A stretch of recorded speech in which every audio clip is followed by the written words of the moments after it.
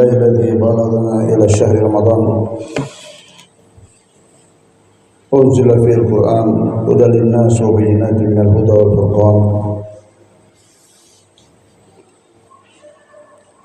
أشهد أن لا إله إلا الله وحده لا شريك له وأشهد أن سيدنا ومولانا محمدا عبده ورسوله صلى الله عليه وعلى آله وصحبه وبارك وسلم تسليما كثيرا أما بعد.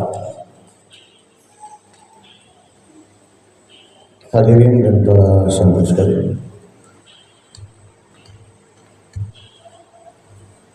berapa banyak rekan-rekan kita, hamba dalam kita yang tidak mendapatkan bulan Ramadan pada tahun ini. Kita dengan segala kelemahan di dalam menunaikan hak Ramadan tahun yang lalu, tetapi dengan limpah dan kasih sayangnya kita dipertemukan kembali Ramadan tahun ini, dan nikmat ini juga mengandung ujian bagaimana kita mensyukuri nikmat ini.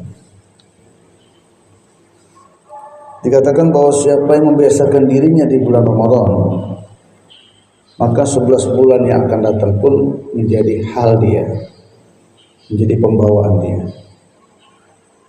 Sehingga dikatakan siapa yang menjalankan kehidupan di luar Ramadan seperti Ramadan, seperti yang Allah inginkan, maka tatkala dia mati, dia akan bahagia seperti seorang yang berpuasa melihat bulan Syawal.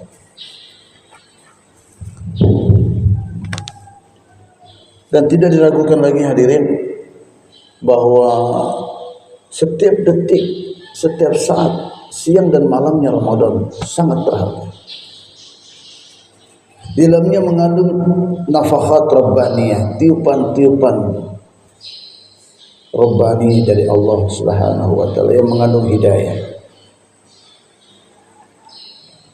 Maka tidak heran kalau Rasulullah sallallahu alaihi wasallam naik di atas mimbar mengaminkan doa Jibril alaihissalatu wassalam,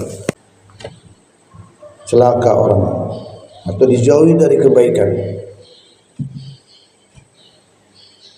yang kedatangan Ramadan, tapi Ramadan tidak bisa merubah kehidupan dia. Artinya Ramadan dia tidak gunakan untuk mencuci kotoran-kotoran rohani dia. Semoga Allah jauhkan kita dari kelompok orang-orang yang didoakan seperti itu. Didoakan yang tidak baik. Celaka orang. Orang yang tidak kedatangan Ramadan tidak dapat doa ini.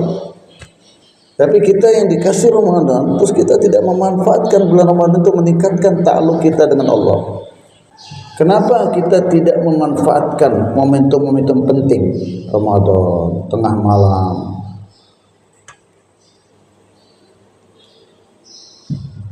orang tabligh waktu khuruj, santri masa belajar? Kenapa tidak dimanfaatkan waktu-waktu penting ini untuk mendekatkan diri kepada Allah? Imam Ghazali mengatakan adamul wusul adamus suluk, wa adamus suluk adamul iradah. Orang enggak sampai kepada Allah karena dia enggak berjalan menuju Allah. Bagaimana mau sampai kepada Allah? Nah, jalannya enggak kepada Allah. Dia jalan cari jabatan, cari duit, cari kemasyhuran. Dikasih kesempatan, waktu yang berharga, dikasih kesehatan, dikasih waktu yang baik. Ramadan, awal Ramadan, sebelum 30 hari berakhir. Tapi enggak digunakan, dimanfaatkan waktu yang baik itu supaya sampai kepada Allah, supaya iqbal kepada Allah. Kenapa?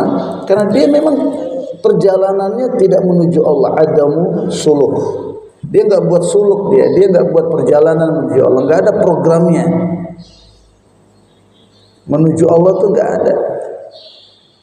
Rancangan menuju Allah enggak ada. Agenda menuju Allah enggak ada.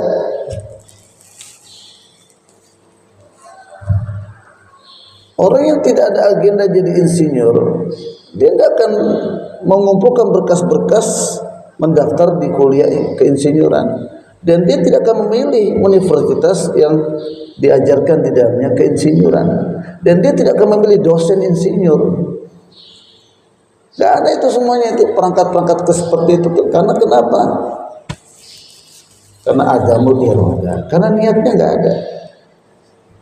Kalau dia ada niat, pasti akan dia sempurnakan itu bahan-bahannya, itu perlengkapan-perlengkapannya itu. Dan tidak ada keinginan untuk sampai kepada Allah itu karena memang nggak ada iman. Dia nggak lihat Allah dengan hatinya. Imannya kepada yang gaib nggak ada. Imannya sudah terbungkus dengan materialis. Semua dinilai dengan kebendaan, tujuannya benda, semangatnya benda. Itu Maulana Ilyas rahmatullahi alaih, Allah pahamkan perubahan dimulai daripada menggerakkan iman, menumbuhkan iman. Perkara ruh yang menjadi perjuangan. Bagaimana ruh hidup Allah? Hamara ruh ki bidari ko bedar farmade. Ya Allah, hidupkan kembali ruh kami ya Allah. Ruh itu letaknya iman. Kata Maulana Yusuf rahmatullahi alaih, Allah kuatkan ruhaniah sahabat dengan nakal dan harakat ini. Kalau kita gerakkan juga anggota tubuh kita, harta kita dalam usul-usul kenabian yang benar, maka Allah juga akan hidupkan kembali ruh kita yang sudah mati. Jadi ada usul, ada usul. Orang nggak sampai kepada Allah itu karena memang nggak ada surutnya, perjalanannya tidak menuju Allah. Kenapa dia tidak berjalan menuju Allah? Kalau sudah berjalan, wah banyak tantangan ya. Tetap fokus nggak on the track nggak itu sesuai dengan niatnya. Nah, adamul suluk itu terjadi karena adamul iradah. Orang nggak mau jalan menuju Allah karena memang nggak ada cita-citanya untuk Allah. Semua perbaikan, Maulana Yusuf mengatakan, sabkobulker Allah ko maksud benar. Lupakan semuanya, jadikan satu dulu. Maksud kamu itu hanya cari Allah. Cita-cita kamu tuh hanya ingin Allah dulu. Kalau enggak ini, yang lainnya enggak akan sampai. Enggak berguna yang lainnya. Kita perbarui niat kita. Maka puasa ini kan kita berusaha untuk mengontrol nafsu kita. Imam Ghazali membagi puasa jadi 3. Puasa orang awam, jauh dari makan, minum, dan berhubungan dengan istri.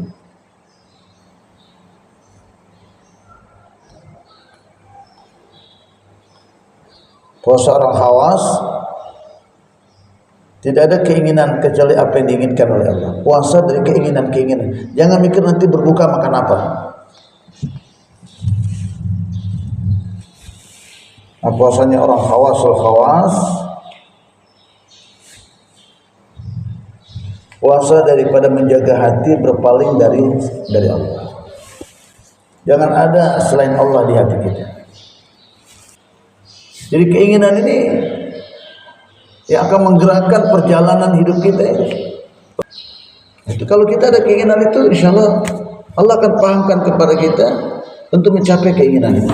Masalahnya kita ada nggak keinginan untuk naik, untuk meningkat dalam ibadah kita?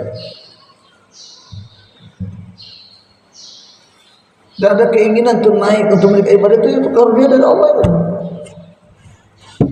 Syukuri itu kalau ada keinginan-keinginan. Gak pernah merasa puas dengan amal tuh, mau nambah terus. Terus kenapa nggak ada iman kita kepada yang gaib? Sehingga perjalanan hidup kita itu, sehingga cita-cita kita itu semua pada dunia. Adamul huda wal ulama billah al-hadi ila tariqi. Manusia lemah imannya kepada akhirat. Masyarakat lemah imannya kepada perkara-perkara yang gaib. Karena memang di tengah-tengah mereka tidak ada ulama, tidak ada hidayah, dan tidak ada ulama-ulama billah. Ulama-ulama billah, tidak ada wali-wali Allah yang kehidupan mereka, pikiran mereka menjadi asbab hidayah kepada jalan kebaikan. Ini ada kisah yang disampaikan oleh Imam Ghazali yang menjadi pelajaran bagi kita bagaimana kita bisa sampai kepada Allah. Ada dua sisi di sini. Atau kita bisa katakan ada tiga sisi di sini. Pertama, ada kemauan dalam diri kita. Kedua, ada yang membimbing kita. Dan ketiga, ada lingkungan. Ini pengaruh. Suhail At-Tusturi beliau bercerita,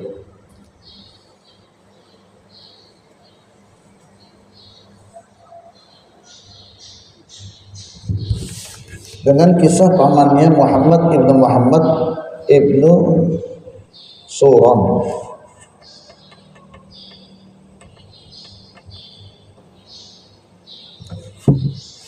Pamannya ini seorang wali, seorang orang soleh. Jadi kita berhajat kepada adanya sosok seperti itu di tengah-tengah kita. Pamannya berkata kepada Suhail di saat umurnya baru 3 tahun. Berapa umurnya? Maka Suhail ini yang baru umur 3 tahun bertanya, zikir apa? Kul biqalbika min ghairi ayyuharrik lisanaka. Ucapkan dari hatimu tanpa menggerakkan lisan kamu. Apa zikirnya? Allahu ma'i, Allah beserta saya. Allahu nadhirun ilayya, Allah melihat saya. Allahu syahidi, Allah menyaksikan saya. Ini zikirnya. Allahu ma'i, Allahu nadhirun ilayya, Allahu syahidi. Allahu ma'i, Allah beserta dengan saya. Allahu nadhirun ilayya, Allah melihat saya. Allahu syahidi, Allah menyaksikan saya. Tidak digerakkan mulut, hati. Karena semua berangkat daripada suara hati. Semua pergerakan anggota tubuh kita tatkala dibisikkan oleh hati. Kemudian setelah beberapa minggu, paman saya menyuruh bacanya 7 kali. Dari 7 kali jadi 11 kali. 7 kali jadi 11 kali. Ditambah lagi. Dari 7 kali jadi 11 kali. Kata Sahal, ajidu halawatan fi qalbi. Saya merasakan rasa manis di hati saya. Karena hati yang bersuara, hati yang berzikir ini. Maka lapor dia. Nah, begini cara kita sampai kepada Allah. Nggak bisa kita jalan sendiri, nggak bisa.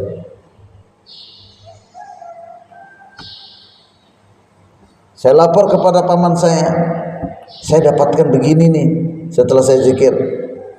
Maka pamannya berkata, dawim alaihi ila an tadkhul qabra. Istiqomahkan itu sampai kau masuk kubur nanti. Sampai kau masuk kubur, istiqomah baca itu terus.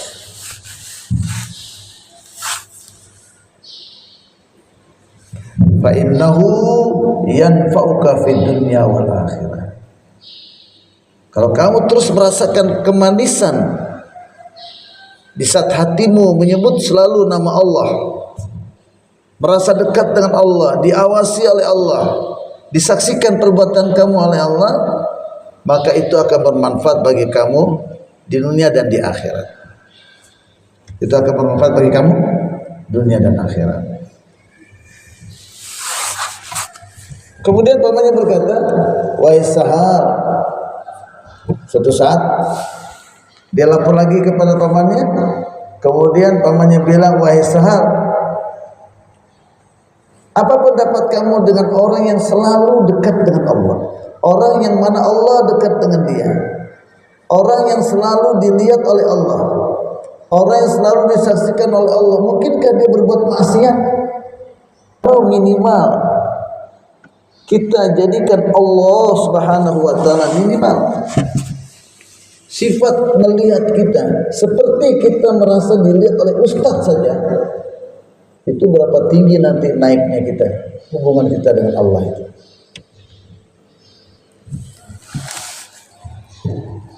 Sekarang kita meletakkan Allah di bawah ustaz lagi.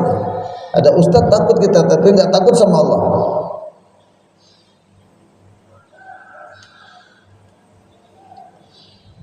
Hadirin Bapak Saudara dan para santri sekalian.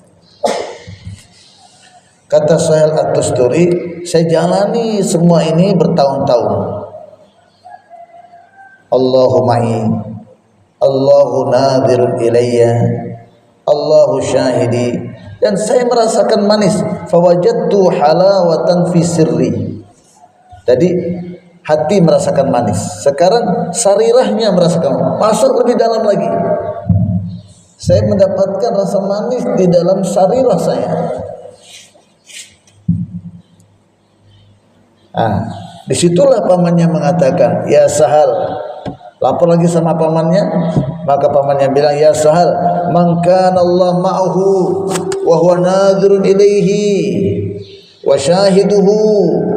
Wa Sahal, orang yang Allah dekat dengan dia, Allah melihat ke arah dia, Allah menyaksikan dia, kaifa ya'sihi, bagaimana mungkin dia bermaksiat sedangkan dia dekat dengan Allah? Bagaimana mungkin dia berbuat maksiat sedangkan Allah melihat dia? Bagaimana mungkin dia berbuat maksiat sedangkan Allah menyaksikan dia? Pencuri kalau lihat ada CCTV, berani mencuri kan? Enggak berani. Nah, ruh kita ini memperlihatkan kepada kita kalau Allah melihat kita, Allah menyaksikan kita, Allah dekat dengan kita, tidak mungkin kita berbuat maksiat kepadanya. Oleh itu pamannya mengatakan, wa iyyaka wal ma'siyah. Untuk itu jauhkanlah dirimu dari maksiat. Sallallahu ala khairil khalqi sayyidina Muhammadin nabil ummi wa ala alihi wa baraka sallam. Rabbana zalamna anfusana wa illam taghfir lana tarhamna lanakunanna minal khasirin. Rabbana ighfir lana dhunubana wa israfana fi amrina wa tsabbit aqdamana wansurna 'alal qaumil kafirin. Allahumma ahyi dina habibika Muhammadin sallallahu alaihi wasallam wa jami' sunanihi al-mahbubah waj'alna sababan li ihya'i ya rabbal alamin.